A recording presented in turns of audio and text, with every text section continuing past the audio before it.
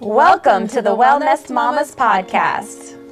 We are committed to leading a sustainable lifestyle and making community connections. In a world where stress and chaos seem to be the norm, finding balance and fostering a sense of true well-being is essential. Whether you are just beginning your holistic wellness journey or are already deeply dedicated to the practice, this podcast is for you. Join the Wellnest Mamas as we uncover the secrets to holistic wellness and discover the power of building a healthy community that supports and uplifts one another. Sit back, relax, and get ready to embark on a transformative journey to leading a sustainably healthy lifestyle. We're glad you're here. Okay. Welcome back to the Wellnest Mamas podcast. I'm Caitlin. And I'm Steph, and today we are here with Taylor Schmidt of Real Food, Real Healing.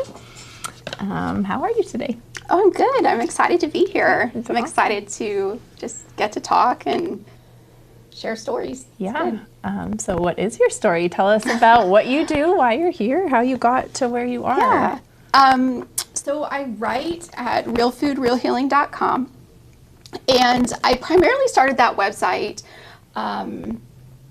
when my family was coming out of a situation where we had been living in toxic mold, kind of unknowingly living in toxic mold.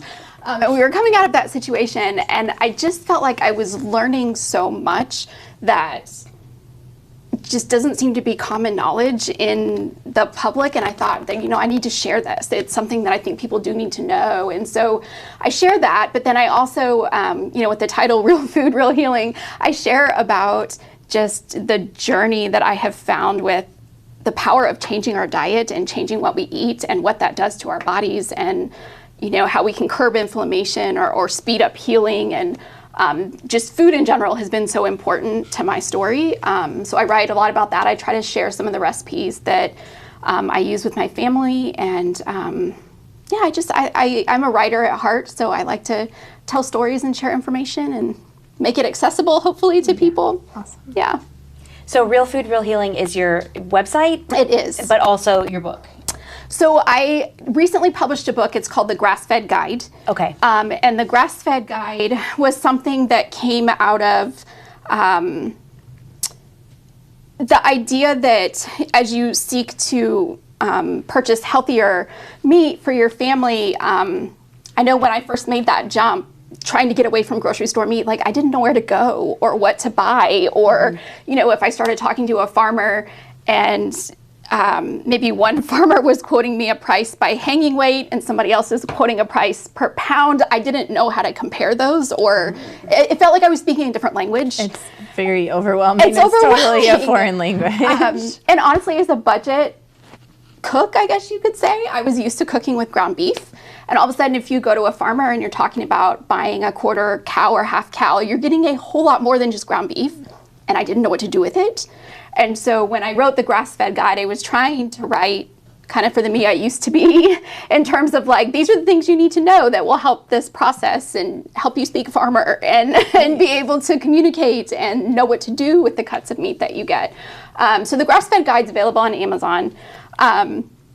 But yeah, Real Food, Real Healing is where I just put up articles with as much frequency as I can to get information out there. And that's just all available for everyone, obviously. So, yeah. That's really awesome. So part of your journey is dealing with this moldy house. And you found that diet was a way to control. So you kind of have to back up in my story a little bit. Okay. And I'm gonna back up just so it makes sense. Okay. So we moved into that house a year before my son was born, and I was fine in that house the whole year that I was pregnant. And I would say even the first year after he was born, I don't think we noticed anything about the house or noticed any symptoms in me at all. About when he was about a year old, I had 2 kind of back-to-back miscarriages. And after the second one, I don't know if I'm speaking to any women that are watching this, but if you know that feeling when you're in first trimester and you're just really, really fatigued. So even after the second miscarriage, that feeling never went away. It just stayed. And it was this really heavy fatigue that I think even got worse. And so my story kind of starts with that kind of being maybe a first symptom of like fatigue, brain fog. What got really bizarre is I just started to have a lot of symptoms that didn't seem to be connected at all. And I think the first thing that we figured out was my thyroid was under functioning. And so I was pretty quickly diagnosed with Hashimoto's disease. And I remember thinking like, this is it, I'm gonna get all better. Like, this is the thing that I needed to find. And even after diagnosis and trying to maybe treat that with natural hormones and things, I wasn't getting any better. And so I think the next thing that we did is I jumped in and really tried to change what I was eating. And I went, like, I don't know, I feel like diet's a spectrum, right? Like you've got like your standard American diet on one end, and then you have some of these very specialized, specific diets like way on the far end. And I was so desperate to be well because I just was miserable that I jumped from the standard American diet. I mean, like, I would have a glass of wine and Cheez-Its every night, right? Like that was a normal for me. So I jumped kind of from that standard American diet all the way back over to AIP, which is the autoimmune protocol. And that's really where I started realizing that what I eat could change the way I feel. So what happened was when I jumped over to AIP, and it's pretty much getting rid of all processed foods. You know, there's no gluten, no dairy. It even takes out some things that everyone would be like, oh, of course a tomato is healthy for you. Of course a pepper is healthy for you, but it takes out nightshades to try to reduce any inflammatory load that might be there. So jumping over there, temporarily at least, I had just an amazing remission of symptoms that they completely went away.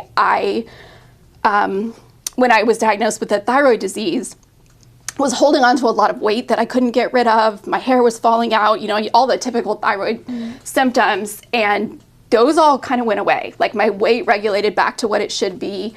I felt amazing, you know, brain fog had cleared up. And so I had a good, I don't know, maybe 6 to 10 months where the diet was all I needed and I felt really good. And this is kind of where it gets weird, and that it didn't last for me. Like even you know, if I had just kind of switched more to a paleo lifestyle instead of being strictly autoimmune protocol, it wasn't enough. Like things started happening to my body that I couldn't explain, new symptoms. It ended up being a progression where for about 3 years, about every 3 months on average, I was diagnosed with a new autoimmune disease or some other kind of random condition. And even that in itself is a big story, because at that point, I was not the person I am today with like natural products and natural things. And I hadn't moved to all of that. And I was still trying to seek help in the Western medical system. And most of the people that I saw either told me I was crazy, your symptoms are in your head, they're not real, or I was told, okay, like we see your symptoms, but we can't help you. Like we don't understand what's wrong with you. And so it was really, really difficult. And in my case, it just made me become kind of an obsessive researcher. Like I read obsessively. I would get into medical journals and all kinds of things. And what's funny is like every 3 months when it would come time to get that new diagnosis, because I had all these new symptoms, it really was me walking into a doctor's office saying, I want this specific test because I think this is what's wrong with me. And we could test and find it, but there's kind of like there's no help in just having a name for your symptoms. It doesn't tell you why you have the symptoms to begin with. And so I think that's where I was spinning around for a long time is, okay, I figured out how to diagnose myself and I could go get a doctor to say, yes, this is your diagnosis. But that still wasn't pointing at, well, like, why was my body breaking? Why did I all of a sudden have 7 autoimmune diseases? Yeah. And, you know, I had doctors sending me, I had one doctor who thought I had a brain tumor. And so I spent 3 months chasing a brain tumor. I had another doctor tell me I had breast cancer. And I spent 6 months chasing breast cancer. I had to see like hematologists because they had thought I had a blood cancer. I mean, it was all over the map. Like if there is a specialty doctor within those 3 years, I saw them. And so it was like, from the Western perspective, they could tell maybe after a time, and I had kind of proven to them that something was wrong with me. They could tell there was something wrong, but they couldn't tell me why. They couldn't pull it together and say like, well, here's an underlying problem. And so my story really, really peaks. It was 2018. I had already had an ulcerative colitis diagnosis. That was one of the autoimmune diseases I collected. And in 2018, I ended up hospitalized for about 12 days. I was so inflamed. Ulcerative colitis, causes like a bleeding colon essentially. And I was so inflamed and they could not stop the bleeding. And so I was in the hospital on just high dose steroids and everything trying to bring that inflammation down. And at that point I had reached out to kind of a more natural lifestyle. And so I had a holistic nutritionist who had been working with me for about a year.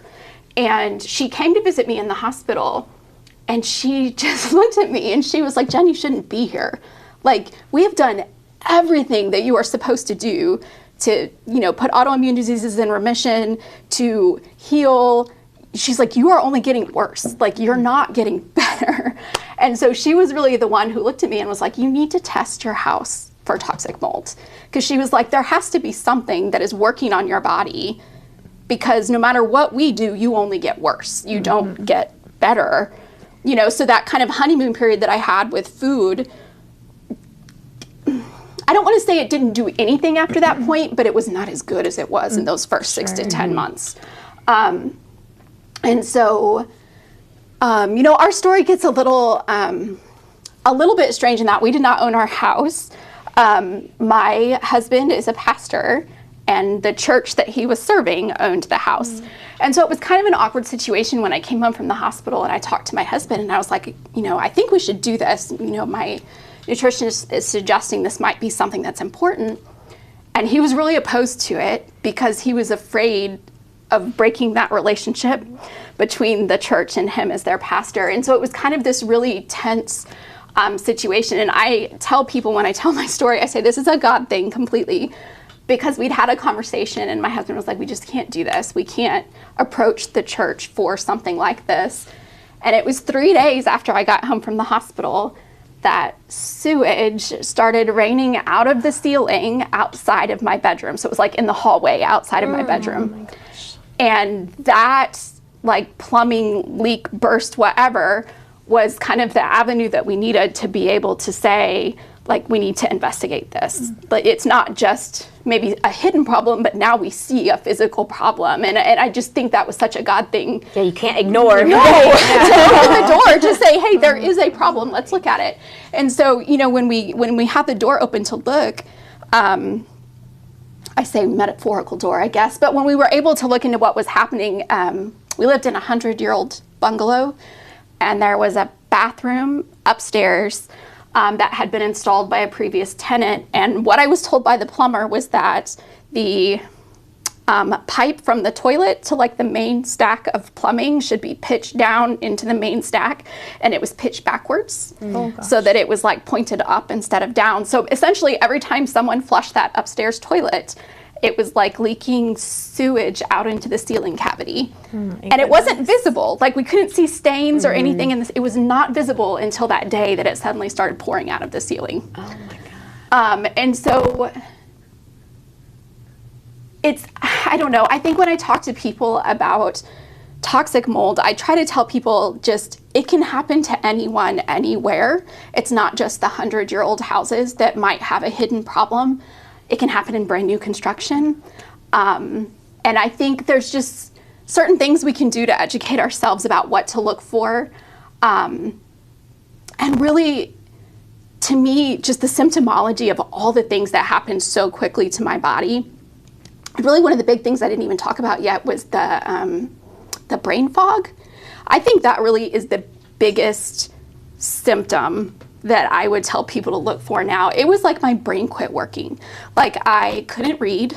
Sometimes when I was speaking, I would just stop speaking because I couldn't think of like the word that I needed to have come out of my mouth.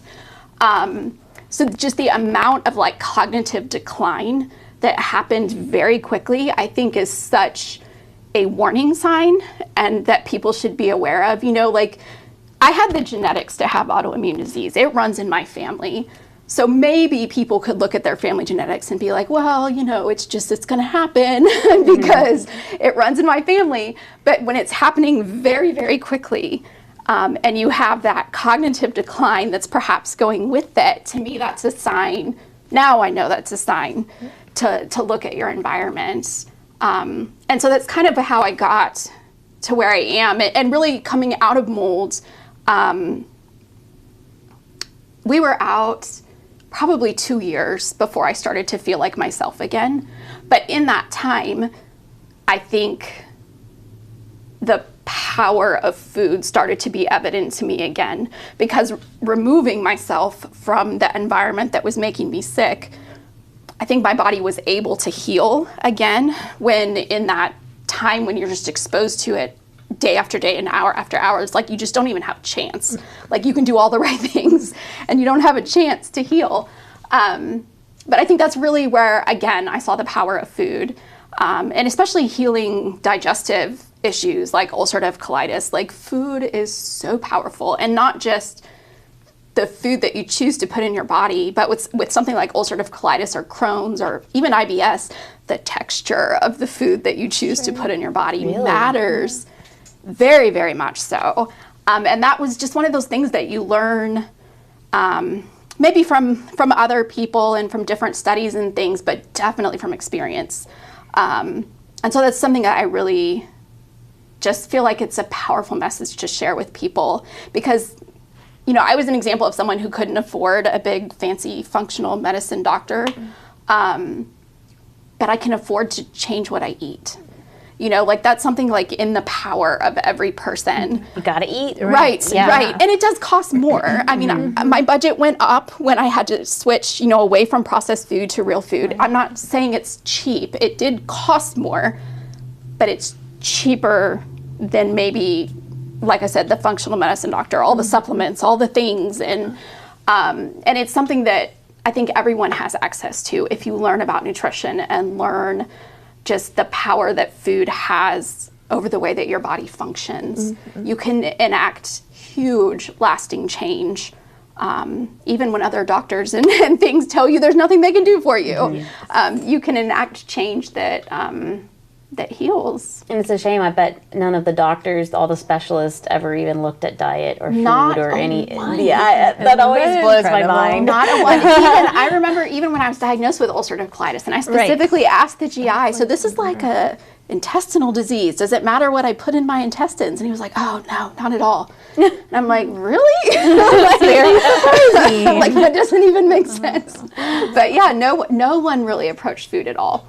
And so I feel like that was something, if there's ever a testimony for Facebook, that was something. Like I got into Facebook groups and different groups of people who had personal experience and were able to share their experience. And that's really where I first found AIP and where I first found the idea that food could be healing. So as much as I hate social media sometimes, like I will say it saved me, because I don't think without it I would have found the path that I found to understanding nutrition and food. And sometimes it's just that somebody on Facebook would point me to a resource that I could go after, but I wouldn't have found that resource without them, or maybe it would have taken me way longer to find it. Is that why you've kind of developed this like philosophy of like, I have to tell people, because it was hard for you to find the information and make sure that everybody knows about it? It's important. Absolutely. And I just think it's information that should be readily available, because if your doctor's not going to tell you, I feel like there needs to be just a voice out there. And I know I'm not the only voice. There are a lot of people out there now that are spreading this message. But it's just something I'm really passionate about. I say in my previous life, like before I had my son, I was an educator. And so I just feel like I've always had this desire to teach people. And this is the thing that I feel like I'm teaching right now is how you can take care of your body in a meaningful way that lasts. And then along with that, just the signs to look out for. I think toxic mold exposure is way, way, way more common than people know. The estimates that I've read are that 50% of the buildings in America are water damaged. Wow. And so we all know someone that's living in mold. And I think most people, and I was included in this, I didn't know what to look for. I didn't know, and I'll just give you an example. The house we were living in, it smelled. It had a musty smell, but I thought to myself, it's an old house and it has a basement, and it's, you know, in my head it was like, well, that's what it's supposed to smell like. I know now that it's not. That's not, that's a warning sign if you have that musty smell in a building. But yeah, it's very common, I think. And I think because of that, I want to see the word get out so that people don't have to be as sick as I was for so long. Like when I think about the trajectory of my life story, I feel like I lost about 5 years of my life. That I was not the person that I feel like I really am. I had lost a sense of who I was. I think anyone who's really, really sick with something, whether it's, you know, autoimmune diseases or cancer or anything like that, I think you get so focused on just being well and being healthy that you lose sense of every other goal that you might have had in life and every other dream that you one time dreamed. That's kind of the other side of this story, is when I came out and I was in the healing phase of trying to get back to me. I would say, like, just leaving our environment probably got me 40% of the way there, just leaving. And then it was like having to do other steps to heal. And I probably was at about like 70 or 80%, like feeling pretty good, but just not quite all the way there. When I had a practitioner that I see now suggest to me DNRS, which is the dynamic neural retraining system. And it's the idea that, like, the limbic system in your brain can get stuck in a pathway of, like, doing the same thing over and over again. And so with the practitioner that I see now, she was like, basically you can think of it as your brain is really good at being sick. Like, you've been sick for 5 years. I know how to do that. Familiar, we're gonna stay here. Exactly. Yeah. And so she was like, if you can take a program like this, and I think there's a few other ones out there in the world, but she's like, if you can take a program like this and you can cognitively convince your brain that it's time to walk a different path, that you don't have to walk that pathway anymore, you can actually find a new level of healing. And that's really, going through that program was when I got to 100% again. But what's interesting is it was in that program that I realized I had forgotten how to have dreams. And I had forgotten how to have future goals, because I was still stuck in that, like, I'm not well, I want to be well. And it really was walking through the process of that program that I was like, oh, like, I used to have goals for my life and I had lost them. And so finding those again, I think, was really valuable. And I think that's for anyone who just has a really tragic, traumatic illness that takes over their life. So yeah, that was another really important process that I try to share with people, because I had never heard of DNRS as a program, and having a practitioner share that with me, it was life-changing, to know that you could have some kind of control over your brain even. Yeah. Like, it doesn't sound right. Like, it your sounds brain like is the control center. It sounds like it shouldn't be that way, but to be able to kind of talk your brain down a different path and say, like, well, we're not going to be sick anymore. We're going to do something different now. And it 100% worked for what I needed to have happen in my brain to finish healing. That's amazing. So, yeah. So you mentioned one of the signs to look for. If we could share with people in the community, is there anything else that, if you're have to think, like, whether home or is my home, you know, like, is there symptoms like you're saying, or something specifically in the home that you might notice? So I think symptom-wise, like I said, I think the biggest one is, like, rapid cognitive decline. Okay. But other symptoms would be just unexplained fatigue. There was a lot of, like, just unexplained abdominal pain, a lot of bloating, because it's like you have this buildup of toxins that you're breathing in, and your body doesn't know how to get rid of them, is kind of what's going on. And so your liver's overtaxed. Like, my liver enzymes would be high randomly when I would test them, and no one could explain why they were high. Dental issues. Like, my husband and I both developed like a gum disease, essentially, when we lived in that house, which has kind of gone into remission. It's like another thing that we put into remission since we left, but we had a really rapid decline of like dental health when we lived there, and that kind of seems random. What's funny is a lot of people think of toxic mold and they think of like respiratory symptoms. I didn't have any respiratory. I had everything else, like not respiratory symptoms. But yeah, abdominal things. One of the other odd things that happens, and especially happened to me, I developed just an increasingly long list of food sensitivities when I was in the house. So more and more foods, just normal, like strawberries, almonds, more and more foods that I could not eat. And in my case, the sensitivity expressed itself as a rash on my hands and feet. It's like my hands and feet would blister from eating, again, like healthy, normal foods. So it was like my list of what I could eat kept getting smaller and smaller. And that was another thing no one could explain to me is they kept saying you're losing oral tolerance. But I was like, well, why? Why am I losing oral tolerance? And so that was another thing, like coming out of that house, you know, like I started to be able to eat again and eat. I don't have any of that anymore. I can eat all of the foods that I was reacting to. So one thing, I think the easiest thing, if you suspect that your home may be causing some of those symptoms in you, one of the easiest things you can do is take a vacation. All right. Go, Right, if you insist. go somewhere, and not just like 3 days, but maybe like 7 to 14 days, like a longer span of time. And a lot of times what will happen is people will feel noticeably better and then come home, and maybe it may even be as obvious as like the cognitive decline is gone when you're on vacation, but when you come home you can't think again. And so for some people that's enough, at least to say, okay, now we need to look more deeply.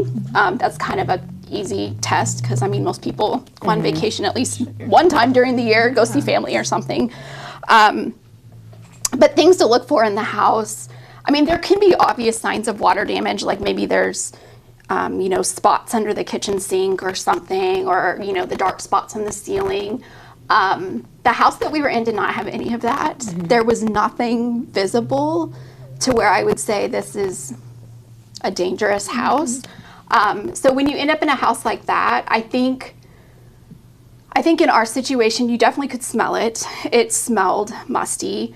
I think also we knew a little bit of the history of the home. We had not lived there very long, but we knew that there was a history of water damage. And I think one of the things that's tricky, because you don't always know the history. Like if you buy a house, you don't always know. Even if you know that there was water damage, you don't know how it was cleaned up. And the thing with water damage is it really, within 48 hours, it needs to be cleaned up and dry. So if sheetrock gets wet, it needs to be dry within 48 hours, or you risk growing mold. And so some of that is just kind of figuring out where there might have been or be damage that, just as an example, we knew when the previous person was in that house that there had been water damage in like a dormer window that had come through, and they had repaired the ceiling so it wasn't visible anymore. But I remember thinking to myself, well, what does the attic look like? Did anyone go up and actually repair the water damage in the attic or on the rafters? Or so it's kind of like getting deeper behind just your ceiling or your sheetrock, like what's going on was there. Was it the manager special, or was it, Yeah, and a really easy one too that people can do is just walking the perimeter. A lot of times water damage happens because maybe a house doesn't have gutters. Foundations are very porous and they like to suck water into them. And so if you have standing water around the outside of your house, it's going to enter the foundation through the pores of the foundation. And I follow a woman online. I'll plug her because I think she's worth following. But Cheryl Seco is an architect on Facebook who is also affected by toxic mold. And she has dedicated her career at this point to educating people about healthy buildings and toxic buildings and what to look for. And I've learned so much from her. When we moved here, we decided to buy our own house, and I absolutely took her classes before buying, because she teaches you what to look for. You know, like there needs to be gutters. Gutters need to direct water, I think she says, like as much as like 8 to 10 feet away from your foundation, which most don't. And so it's a matter of looking for things like that. And it's interesting, like after watching her and how she educates people, I can drive around town and find water damage everywhere just by looking at buildings. And I see it on walls, I see it in the eaves, under gutters and underneath windows. I saw it today when I was driving here on a new construction. It was probably only 2 years old, but you could see the water damage on the brick underneath one of the windows. And so just because it's new doesn't mean it's safe. Right. So it's one of those things, like I think there are resources out there that you can find to help educate you to know what to look for in your home. But definitely bring in the professionals when you need to. If you suspect something, if you've got the cognitive decline, if you feel better somewhere else, start looking for answers, definitely. Awesome. I know I stayed in a Airbnb once, and it was a lake house, so it was lots of moisture, and I could smell as soon as I walked in mustiness, you know, and I got headaches the whole time we were staying there, and I thought how strange it was that it was just an immediate. Body's like, nope, this isn't good, you know. And I remember like expressing everyone, you're finally crazy, and I'm like, I don't know, I'm pretty sure there's mold all up in here, you know. Like, I don't think it takes other people to tell us to turn that off. Right. Like I think we don't listen to our bodies as much as we should, because your body was telling you like something's wrong with this building, right? And I think we're really good at turning that off. Yes. Because, oh, look, it's really pretty. It's by the lake. Right, right. Like, we do that, you know, when we shop for houses or whatever it is, but this one's pretty. And we'll shut off the part of us that maybe would notice those things. And I think it takes a cognitive effort to not walk into a house and look at the countertops, but let's look under the sink. Let's look in the HVAC cabinet. Let's, you know, like those things are actually more important than what the countertop is made out of. The HVAC cabinet at my old house, I remember opening it up and there was spots of mold like on the inside door. And we lived in Louisiana, so very humid. And, you know, everybody just tells you like, that's just what you're gonna get, you Right, know, like right. there's no way around it. Right. You're like, all right, you know, but Right. it makes me wonder, you know. But there are things you can do. I mean, you can run dehumidifiers if you know that you live in a humid environment. I think it's under 60% is what they try to tell you to get your house down to. Okay. Under like even 50 to 60% will inhibit mold growth. So if you just live in that environment, or, you know, some people don't have central air and they're running air window units or something, like use a dehumidifier, like bring that humidity down, because there are things you can do to keep a safe house safe. I think air filters are another really big one. We run several in my house now, and I really think they make a difference. Like a separate, you're not talking about like the square thing that you put in the, like a machine. Yeah, standalone. Yeah, like standalone air filters. I really like Air Doctor is my favorite one. I have another brand that I just don't care for quite as much, but I really like the Air Doctor. But I think that helps too, just to really purify the air that you're breathing. I think as much as we can think about food and say, okay, food affects our body in this drastic way, well, so also does the quality of our water and the quality of the air that we breathe. They're all so important. And so it's kind of like finding a balance in all the things, and also a balance with what you can afford to do, right? Like, I think you just have to educate yourself and do the best you can afford in whatever circumstance you're in. Yeah. Absolutely. So I'm really grateful that you have provided these resources for people. Can you let us know where we can reach you? Is it the best place, your website, or? Sure. So, yeah, so I'm at www.realfoodrealhealing.com. That's the website. I also have a Facebook account that's Real Food, Real Healing, and also Instagram, Real Food, Real Healing. Yeah, and I'm just out there trying to share the information. I just would love for other people to not lose a chunk of their life Yes. the way that I did. Like if I can intervene and help even one person, Right. I feel like that that is the satisfaction I need at this point, to know that the message is getting out there and people are making healthy choices for themselves. That's so awesome. Yeah. Yes. You really get a head start on your Yes. healing. You avoid the 2 years of research. Jen has already done it for you.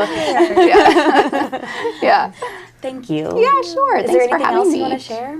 I don't think so. I just appreciate being able to share the story. I just look for all the avenues I can to get it out there. So yeah, Well, we're happy to grateful for provide that you. platform. Oh yeah, thank you.